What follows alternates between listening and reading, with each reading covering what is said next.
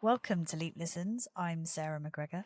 And I'm Roger Kalis. Leap Listens is brought to you by Leap Create. We're a people communications agency and we help organisations communicate to their candidates and employees through creative storytelling. Today we're going to be talking about the connection between employee experience and the impact on customer experience. And if improving your employee experience, can this contribute to better business outcomes? And who better to join us on this discussion than Pete Markey, CMO of Boots UK. Pete, welcome to Leap Listens. Great to be here. Thank you for having me on. So, Pete, this is a pretty big topic and we've only got 15 minutes, but we'll try and unpack it a bit.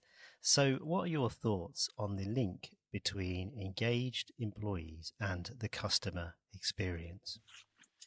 I think it's really important because I think ultimately your team members, the people that work for your business, are the manifestation of your brand. And I think they're therefore the greatest ambassadors for your brand when they're out. And in a business like ours, with over 2,000 stores in the UK, every single team member each day up and down the country is representing Boots. The contact you have with a pharmacist, the contact you have with a beauty advisor is a manifestation of the brand and will leave you an impression, hopefully a good one, of the brand. So I think it's really important that employees feel connected with your purpose, connected with what your organization's about, and are really clear on the role they can play to make a huge difference. I think if you haven't got that level of connection, you create what I call a brand gap where your marketing might be great, but if your team members aren't feeling it or living and breathing it, the minute you interact with them, you, as a consumer, you can see that gap.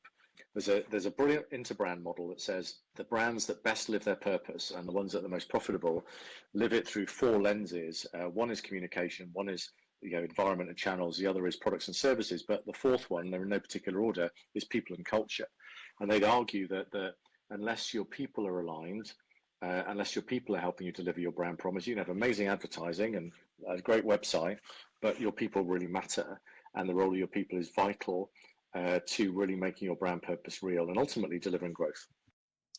That's really interesting, Pete. And I guess if anyone was wondering about the importance of a strong brand, I suppose it's the difference between having a bad experience and seeing it as an anomaly, a one-off, someone having a bad day, and that experience being a reflection of the entire brand that they're dealing with. I remember a while back I was judging some awards, and one of the entries, it was for a large broadband provider, and one of the insights was that if people had had a bad interview experience and they were also a customer, is that quite a few of them would go home and cancel their broadband with that particular provider, or certainly not renew it, and wouldn't be quick to recommend it to their friends. So this stuff really does have a material impact on the business as a whole. So Pete, as Chief Marketing Officer, how closely do you work with the employee experience team? Yeah, it's become an increasingly important part of my role, actually, Sarah, in the last few roles I've done, where it's particularly around brand purpose, where I've come into a business and had a look at why the business exists, what we're there to do, the role we play in customers' lives. You come very quickly into, well, how are we going to activate that? Well, we activate that ultimately through our people and what we do. So I've worked a lot with the HR teams on culture and particularly on things like employee value propositions at EVP. So we've actually just been developing a new EVP within Boots based on our new brand purpose, which is to serve our customers' well-being for life. So that the EVP directly links to that and comes out of the core of the purpose. And so yeah, it's become increasingly important, and I'm really passionate about this, that we have to get the EVP right. So throwing jargons out, but the employee value proposition and the customer value proposition. So CVP, your CVP will not work without your EVP. It's super important.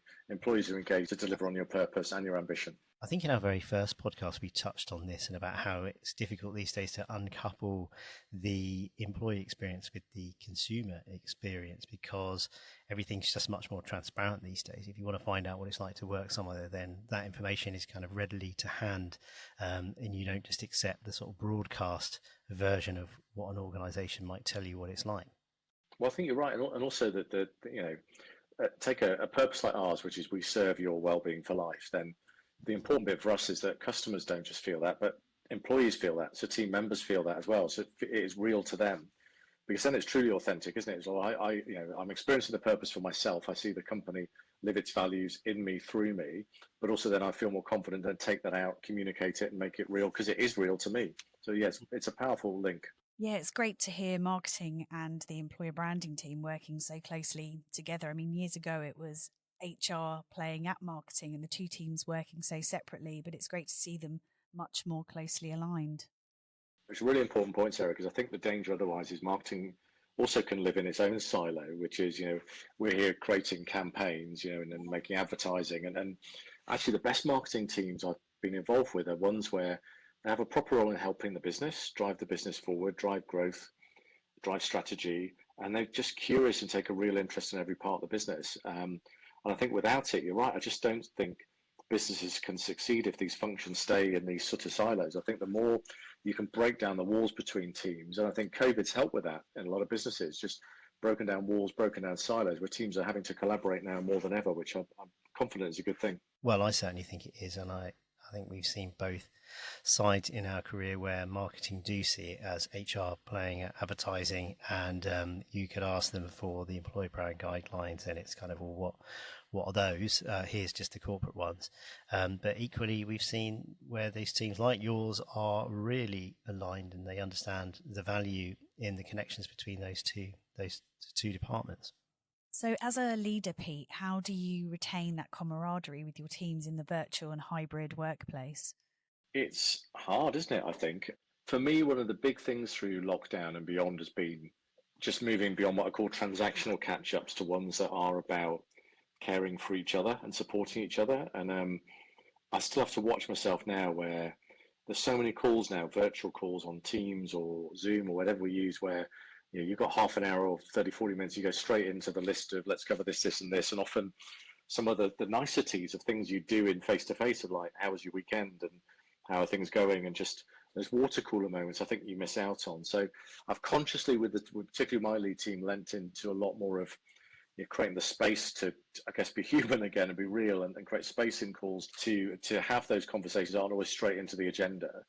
Outside that, as we got more into getting back together again, I've created more of those moments when there's a really great reason to get back together. So we had a team away day a couple of weeks ago, everyone together off site in a great venue just on the outskirts of Nottingham, and it's just good to get everyone together for that moment. And so we're creating sort of event meetings where it's just good to be in and good to interact with each other.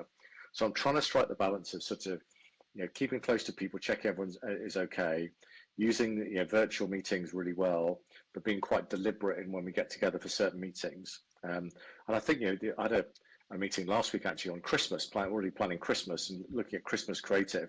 It's amazing considering the time of year we're in, but it's just great to do that together in a room with work up on the walls, talking about stuff together.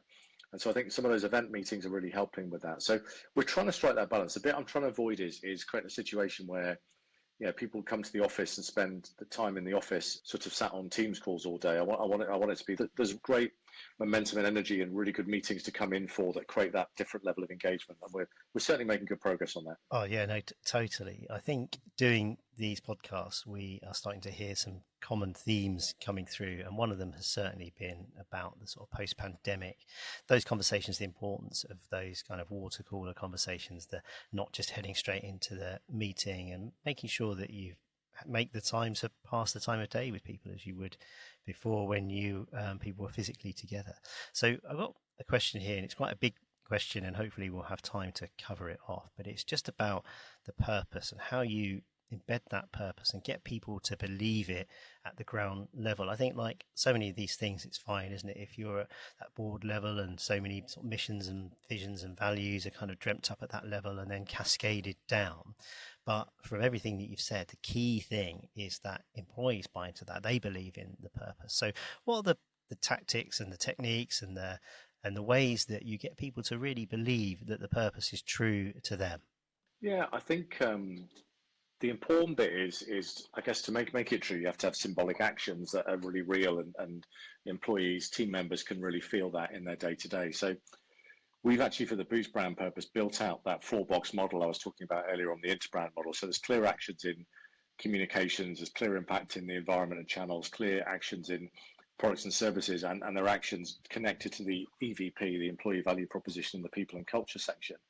So for team members, they can point to things and go, well, that's different, that's new, or I can see how this thing fits here. So you have to be, I think it's at the heart of your question, you have to be really intentional and deliberate in what you're doing. You can't just force fit some stuff in and go, oh, well, that's part of that then. And you need to have some deliberate symbolic things of change, I think, for people to be able to point to. But also some of that comes organically. I mean, we've run, to develop the new Boots brand purpose work, we've had workshops with team members. We've done active research with them and customers, and they've helped us build that and build some of the actions around it. So I think employee involvement and engagement is really important as you build up that action plan. So yeah, ultimately, work with your team members to make it real, develop an action plan that's real and tangible, and go for those symbolic things that demonstrate, all right, we're going in this direction now, or just so people can tangibly point to it, and it's definitely very, very real. Yeah, when I think of Boots, I do think of it as certainly being a trusted brand, and I know that's not something that happens either overnight or by accident. Yeah, definitely. That I think that trust is been built up over many years, and it's a 170-year-old brand. I think the bit we're really working on next is how you build from trust into ongoing relevance for today. And Boots has got so much great news around the things we're doing to help people in their lives today. So our new end line, all our brand work is Boots with you for life, which is just demonstrating that we're with you for all of that journey for life, and all of the, I guess, the twists and turns of what life brings, from those really great moments to perhaps some of those more challenging moments when you've got certain health conditions. And so I think the bit for us now is translating that trust into, well, I trust you, and increasingly you are the brand that I need today and tomorrow and every day, and that's the journey we're on. So, Pete, I think we're sadly approaching the end of our time together.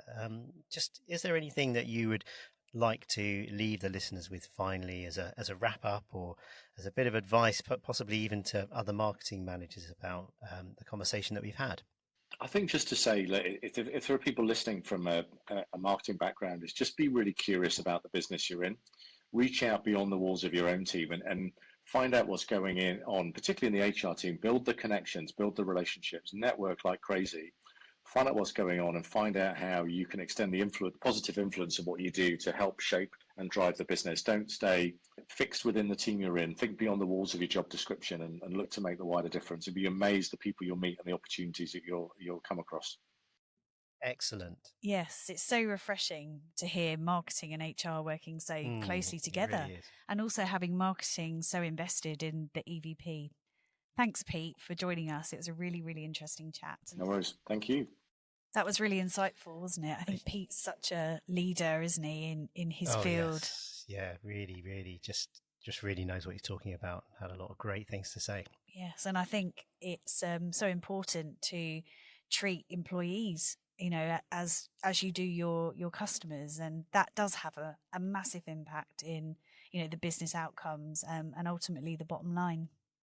Yeah, and I think what we're hearing a lot these days is about the purpose as well, isn't it? A brand's purpose, and how employees really need to buy into that purpose, and it needs to resonate with them in a way that it does with consumers. Because if they're not living in, breathing it, then that's just really going to come across and ultimately damage your brand. Absolutely. So the outcome is treat your employees like you do your end clients. And the other thing he said was that if you are in marketing, a great bit of advice is to just open your mind to employer brand. Go and talk to your colleagues in HR, go and see what's happening, because those two things don't exist in isolation. Absolutely. That's great advice. Well, I don't know about you, Sarah, but this new pod we've got is quite hot. It's quite warm. I'm glad that our podcast is only 15 minutes. And the fan is too loud to switch on. So I think now's probably quite a good time to draw this to a close. Exit. Okay, well, thanks for listening, and we'll see you next time. Cheers.